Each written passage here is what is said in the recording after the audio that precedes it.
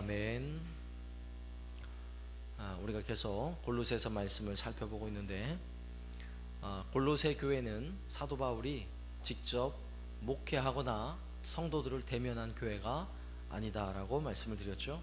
사도 바울은 지금 로마 감옥에 갇혀서 함께 감옥에 갇힌 동료인 에바브라라는 목회자에게 골로새 교회 소식을 듣습니다. 에바브라는 골로새 교회 목회자였죠. 그로부터 소식을 들어보니까 골로새 교회가요, 참 믿음 위에 든든히 서서 교회가 자라고 성장하는 모습에 참 감사하고 있어요. 그런데 가만히 들어보니까 골로새 교회에 아주 급히 편지를 써서 골로새 교회가 더 믿음 위에 바로 세워지기 위해서 사도 바울은 골로새 이 편지를 써가지고 골로새로 보낸 것입니다. 그래서 이 편지의 내용을 보면, 먼저 사도 바울은 골로새 성도들이 에바브라로부터 어떤 성도들인지 그 소식을 듣는 순간부터 기도하기를 그치지 않았다라고 말씀하고 있어요. 그리고 또한 사도 바울의 이 편지의 내용을 가만히 보니까 골로새 성도들은 세상 철학과 학문, 또한 속임수 내지는 신비주의와 어떤 이단의 도전에 그들은 우왕좌왕하는 듯한 이런 모습을 보이죠. 그런 골로새 교회 성도들을 향해서 오직 예수만이 우리의 구원이시다, 예수만이 구원이다, 오직 그분만을 바라보고 그 굳센 믿음으로 저 위의 것 하늘을 바라보며 천국을 소망하며 우리 한번 힘있게 달려나가 보자, 이러면서 권면의 편지를 우리가 쭉 살펴보았습니다. 그리고 오늘 우리가 읽은 본문의 말씀은 그렇게 위의 것을 바라보는 성도들로서 어떻게 살아야 하는지 앞선 3장에서부터 쭉 우리가 살펴보았는데, 그 내용 중에 우리가 헌 옷을 집어 던지고 새 옷을 입자, 이런 이야기도 했었고요. 그리고 바로 앞선 내용에서는 아내들이여, 남편들이여, 또 자녀들이여, 또 부모, 아비들이여, 또 종이여, 상전이여, 이렇게 외치면서 어떻게 위의 것을 바라보는 성도들이 살아야 하는가에 대한 구체적인 내용들을 살펴보았습니다. 그리고 나서 오늘 본문에 읽은 말씀은 2절부터 6절까지 말씀을 보면 마치 기도에 대해서 골로새 성도들에게 가르치고 있는 것처럼 보이는데, 사실 오늘 본문의 말씀은 기도에 대한 내용이 아니에요.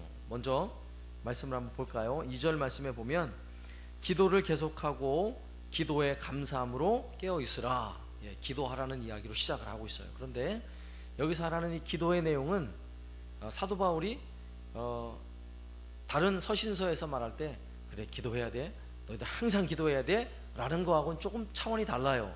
어떤 면에서 차원이 다르냐면, 바로 다음에 3절에 나오는 3절 말씀 끝부분에 보면 내가 이 일 때문에 매임을 당하였노라. 사도 바울이 했던 그 일이 뭐예요? 복음을 전하는 일, 복음을 전하는 그 일 때문에 내가 매임을 당했다라고 이야기를 하고 있습니다. 그러면서 또 6절 맨 마지막 절에 보면 그리하면 각 사람에게 마땅히 대답할 것을 알리라, 이렇게 말씀해서요, 누군가에게 그리스도의 복음을 전함에 있어서 내가 무슨 말로 복음을 전해야 할지 그것에 대해서 이야기를 하고 있는 거예요. 그래서 1절 2절 말씀에 나오는 기도에 관한 이 교훈은요, 기도에 관한 교훈이긴 하지만 무엇에 관한 거냐? 전도하는 일에 대한 기도, 영혼을 구원하는 일에 대한 기도에 대해서 교훈하고 있는 거예요. 그래서 오늘 본문에 우리가 읽은 말씀은 기도에 관한 내용이라기보다는 전도에 관한 주제다라고 일단 염두하시고 오늘 말씀 한번 살펴보면, 먼저 일단 기도하라, 이런 내용의 말씀이 나왔으니까 기도하는 내용을 살피는데 어떤 의미로 기도해야 되는지를 한번 살펴보려고 해요. 먼저 2절 말씀에 보면 기도를 계속하고 기도에 감사함으로 깨어있으라, 이렇게 말씀해요. 기도는 쉬면 돼요, 안 돼요? 돼요, 안 돼요? 안 됩니다. 기도는 쉬면 안 돼요. 끊임없이 기도해야 돼요. 그래서 항상 기도하고 쉬지 말고 기도하고 이래야 되는데, 오늘 말씀에서는 기도를 계속하고 이렇게 말씀하고 있어요. 그러면 기도를 계속한다라는 말씀이 무슨 말씀일까요?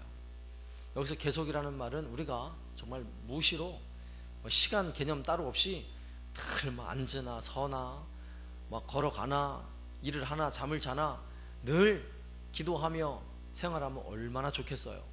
예, 그 정도 훈련된 사람은 결코 많지 않아요.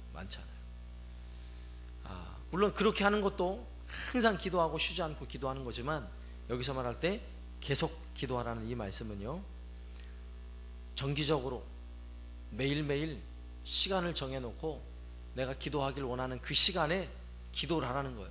그걸 쉬지 말고 계속 하라는 것입니다. 그리고 기도를 하되 오늘은 이 기도했다가 내일은 저 기도했다가 이런 기도가 아니라, 내가 기도하고 싶은 기도의 내용들을 좀 정리를 해서 계획을 가지고 꾸준히 기도하라는 거예요. 기도하다가 포기하지 말고 하던 그 기도를 계속해서 하라는 이야기입니다. 그죠? 그리고 이런 기도를 정말 무시로 언제든지 하나님 아버지 이름을 부르며 기도할 수 있다면 얼마나 좋겠어요. 그죠? 그런데 오늘 이렇게 계속해서 쉬지 말고 기도해야 하고, 또 기도하되 감사의 제목으로 기도해야 할, 그리고 깨어 있어서 기도해야 할 이 중요한 기도 제목이 뭐예요? 3절 말씀에 보면, 또한 우리를 위하여 기도하되 하나님이 전도할 문을 우리에게 열어주사 그리스도의 비밀을 말하게 하시기를 구하라. 내가 이 일 때문에 매임을 당하였노라. 무엇을 위해 기도하라고 간청을 하고 있어요?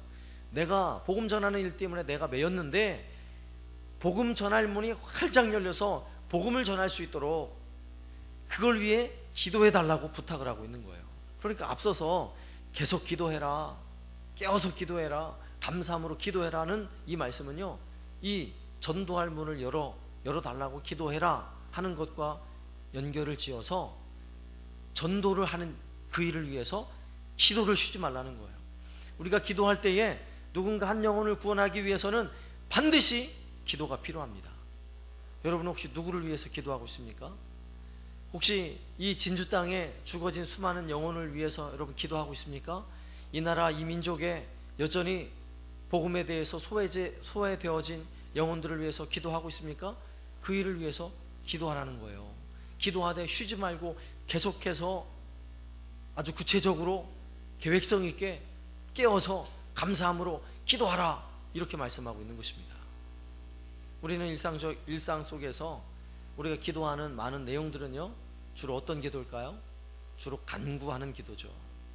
제가요, 하나님 이게 없어요, 부족합니다, 이걸 채워주세요. 제가요 지금 병이 났습니다, 병을 고쳐주세요. 돈도 주시고요, 건강도 주시고요, 우리 자녀들에게 지혜도 주시고요, 이것도 주시고 저것도 주시고 많이 주세요. 돈도 주시고 복도 주시고 다 주세요. 이런 기도를 우리가 주로 많이 하죠. 물론 그런 기도도 해야죠.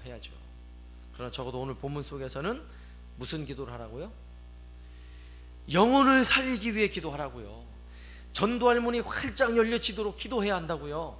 내가 기도할 대상자를 누군가 정해놨다면 그를 위해 기도하는 일을 쉬지 말고 계속해서 기도하라는 거예요. 그가 정말 구원받을 것을 기대하며 감사함으로 깨어서 기도하라, 이렇게 말씀하고 있는 것입니다. 이 기도가 정말 너무 소중해요. 너무너무 소중해요. 제가 말씀을 준비하면서 저도 가만히 생각해 봤어요. 내 기도를 가만히 생각해 보니까 어느 순간인가부터 내가 이런 기도를 자꾸 잊어가고 있구나 라고 생각을 했어요. 성도들을 위해서 기도하고 뭐 그런 기도는 하는데, 그래 맞아, 내가 한사랑교회 처음 올 때에 하나님 이 땅이 복음화율이 4%도 안 된다고요? 하나님 그럼 이건 저 아프리카나 심지어는 이슬람을 믿고 있는 그런 나라들도 벌써 4%가 넘은 수많은 나라들이 있는데, 하나님 이 도시가 복음화율이 4%도 안 된다 그러면 하나님 거기는 선교지군요, 이런 마음을 가지고 내려왔는데 점점점 이런 마음이 사라져서 그걸 위해 별로 기도를 하지 않고 있나, 이런 생각이 들었어요. 다시 한번 오늘 주어진 이 말씀은 골로새 교회 성도들에게도 너희를 통해 전도할 문이 열리도록, 물론 오늘 말씀은 사도 바울이 내가 지금 감옥에 갇혀서 내가 전도를 못하고 있는데 전도할 문이 열리도록 나를 위해 기도해달라, 이런 부탁이지만 이걸 다 포함해서 우리 한사랑교회가 복음의 문이 활짝 열려서 이 진주 땅에 죽어진 영혼을 구원하는 일에 우리 한사랑교회를 하나님 사용하여 주십시오, 이걸 위해 다시금 기도해야 돼요. 다시금 하나님 나를 통해서 하나님 내 가족 믿지 않는 그 영혼을 구원하는 일에 하나님 나를 사용해야 하지 않겠습니까? 이 기도를 시작해야 된다고요. 그리고 내 안에 소망을 주고 그 그 한 영혼을 구원하기 위해 내 마음에 품고 있는 그 영혼을, 그 이름을 불러가면서요, 애통해하는 마음으로 다시금 기도를 시작해야 한다고요. 그리고 그 기도를 쉬지 말고 계속해서 해야 되는 거예요. 이걸 우리가 잊어가고 있어요. 다시 한번 회복해야 돼요. 회복해야 돼요. 이 진주 땅에 복음이 들어온 게, 이 진주 땅도요, 거의 120년, 우리나라 복음의 역사하고 비슷하게 돼요. 한 110몇 년 되는데, 그럼에도 불구하고 어느 동네는 막 50%가 된 데도 있어요. 50%, 60%. 그런데 왜 진주 땅은 여전히 4%일까요? 왜 4%일까요? 전도하는 일, 한 영혼이 구원받아 주께 돌아오는 일, 기도하지 않고 가능하다고 생각하세요? 불가능해요. 기도하지 않으면 절대로 한 영혼이 주께 돌아올 수 있는 일이, 기도하지 않고 그 일이 벌어질 수 없어요. 그렇다면 우리가 다시금 이 일을 시작해야 돼요. 기도하는 일부터 시작해야 돼요. 무엇을 위해서요? 영혼 구원하는 일을 위해서요. 영혼 구원을 위해서.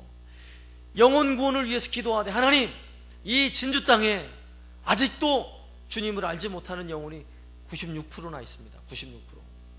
엄청난 거예요. 100명을 만나면 그 중에 96명이 예수 안 믿는 사람이라고. 기가 막힌 일이죠.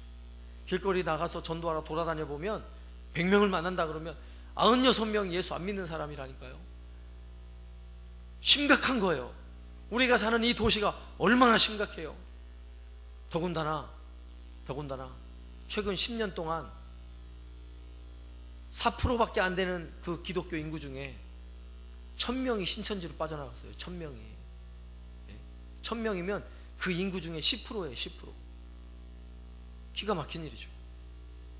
그렇다는 이야기는 우리의 기도 속에, 하나님, 이 땅에 죽어진 영혼을 살려주십시오, 이 땅에 죽어진 영혼을 살려야 하지 않겠습니까? 라는 간절한 기도가 사라지고 있다는 거예요. 우리가 그 기도를 다시 회복해야 돼요. 그 기도를. 오늘 골로새 교회를 향해 주시는 이 말씀이 또한 오늘 우리에게 주시는 말씀이에요. 이걸 회복해야 돼요.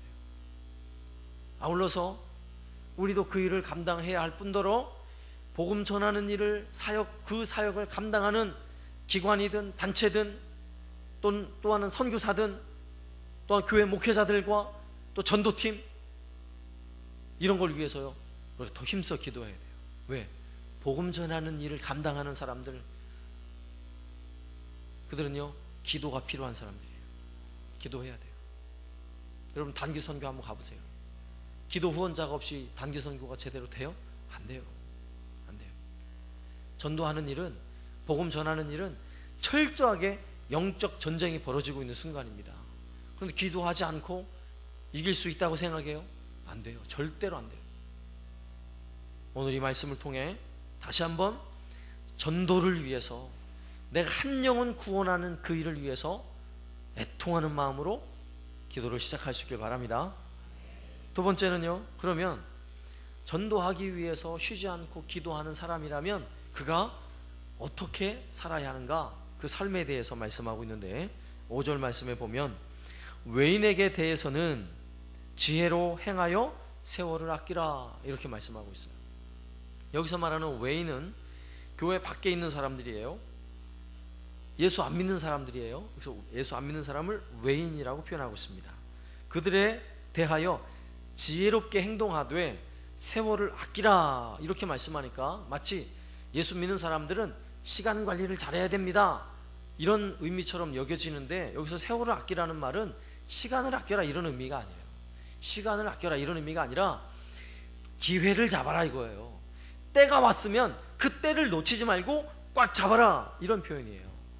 그럼 이 말은 무슨 말이에요? 외인에게, 예수 믿지 않는 사람에게 지혜롭게 행동하여서 그를 전도해서 그를 구원할 수 있는 기회가 찾아오면 놓치지 말고 꼭 잡아라, 이렇게 말씀하고 있는 거예요. 그러니까 앞에서 말씀하신 믿지 않는 영혼을 구원하기 위해 전도할 문이 열리도록 기도하는 것과 연결되어서 오늘 이 말씀도 어떻게 하라는 거예요? 영혼을 구원하고 죽어진 그 한 영혼을 구원할 그 기회를 찾기 위해서 지혜롭게 행동하고, 지혜롭게 행동하다가 그 기회가 오면 딱 잡으라는 거예요. 그 일을 우리가 해야 된다는 거예요. 이 말을 구체적으로 말하자면 이런 거예요. 남편을 전도하길 원하십니까? 그러면 집에 가가지고 남편하고 날마다 부부싸움 하면서 마귀 사탄아 물러가라 그러면 안 된다고요. 남편을 마귀로 보면 안 된다고요. 뭘로 봐야 돼요? 예? 사람으로 봐야 돼요? 아니에요. 지난 시간에 몇 주 전에 말씀을 잘 들었으면 다 알아요. 주님으로 봐야 돼요. 주님으로. 성경에 나오잖아요. 아내들아, 남편에게 할 때 뭐 하듯요? 죽게 하듯 하라고요. 죽게 하듯. 내 남편이 예수 믿는 거 반대한다고 마귀 사탄으로 보면 안 되고 주님으로 봐야 돼요. 주님으로. 주님으로 보고 어떻게 해야 돼요? 열심히 잘 맛있는 반찬 하고요, 열심히 남편을 잘 주님처럼 섬겨드려야 어떻게 해요? 전도할 문이 열린다고요. 그 이야기를 하고 있는 거예요. 지혜롭게 행동해야 된다고요. 그러다가 기회가 오면 어떻게 하라고요? 기회를 딱 잡아가지고 교회로 끌고 오라고요. 예수 믿게 해야 된다고요. 네? 누가 그렇게 한다고요? 기도하는 사람, 전도하는 일을 위해 기도하는 사람은 그렇게 행동하는 사람이라고요. 복음 전할 그 목적을 가지고 지혜롭게 행동해서 내가 그 영혼을 구원하기를 원한다면 그 앞에서는요 정말 지혜롭게 행동해야 하는 거예요. 그러므로 누군가를 위해서 그가 하나님 그 영혼 구원해 주십시오 열심히 기도하고 있다면 적어도 그를 만날 때는요 그런 영적 지혜가 있어야 돼요. 영적 지혜가. 내가 일상 속에서 그를 자주 만나면 자주 만날 때마다 그가 나를 보면 정말 교회 다니는 사람이 어쩜 저럴까, 야 예수 믿는 사람이 저러면 나도 교회 가고 싶어, 이런 마음이 들도록 행동을 해야 지혜로운 행동인 거예요. 그죠? 그리고 어쩌다 그럴 거 아니에요. 정말 너는 어쩜 그렇게 행복하니, 너를 보니까 내가 교회 가고 싶어. 이러면 뭐가 온 거예요? 기회가 온 거라고요. 기회가. 그 기회를 오면 어떻게 하라고요? 딱 잡으셔야 된다고요. 딱 잡아가지고 어떻게 해요? 끌고 와야죠. 교회로. 기도하는 사람이라면, 영혼을 사랑하는 마음으로 누군가를 위해서 끊임없이 쉬지 않고 기도하고 있는 사람이라면 이렇게 행동하게 되어 있다는 거예요. 우리 한사랑교회 성도라면, 우리 한사랑교회 성도이고 또 영혼을 구원하기 위해 기도하는 사람이라면 딱 보는 순간, 야 역시 한사랑교회 성도라서 다르네, 이런 말을 들으셔야 돼요. 알겠죠? 그러면 어떻게 해야 돼요? 아 그럼 이왕이면 교회 가려면 한사랑교회로 와야지, 이래가지고 우리 교회로 끌고 오셔야 돼요. 아멘. 그리고 또 한 가지, 6절 말씀에 너희 말을 항상 은혜 가운데서 소금으로 맛을 냄과 같이 하라. 그리하면 각 사람에게 마땅히 대답할 것을 알리라. 행동도 지혜롭게 해야 되지만 그 가운데 특별히 뭐를 잘해야 돼요? 말을 잘해야 돼요. 말을 잘해야 돼요. 기도를 열심히 하는 사람이라면, 특히 영혼 구원을 위해서 내가 열심히 쉬지 않고 기도하는 사람이라면 뭘 잘해요? 말을 잘해야 돼요. 말을 잘해야 돼요. 저를 따라세요. 말을 잘합시다. 말을 잘해야 돼요. 어떻게 말을 잘해야 돼요? 오늘 말씀해 보니까 아주 너무나 재미난 표현을 하고 있어요. 말을 잘해야 되는데 은혜 가운데서 소금으로 맛을 냄과 같이 말을 하래요. 여러분이 말을 딱 하면요 소금으로 맛을 내는 것처럼 그렇게 말이 들려야 된다고요. 그럼 소금으로 맛을 내는 게 뭐예요? 소금으로 맛을 낸다는 거는 이거예요. 곰탕을 끓이면요 먼저 한우 우족을 사다가 찬물에 담가가지고 피를 뺍니다. 그리고 이제 가스불에 올려놓고 끓여요. 그러면 처음 끓는 건 다 쏟아 버리고, 그죠?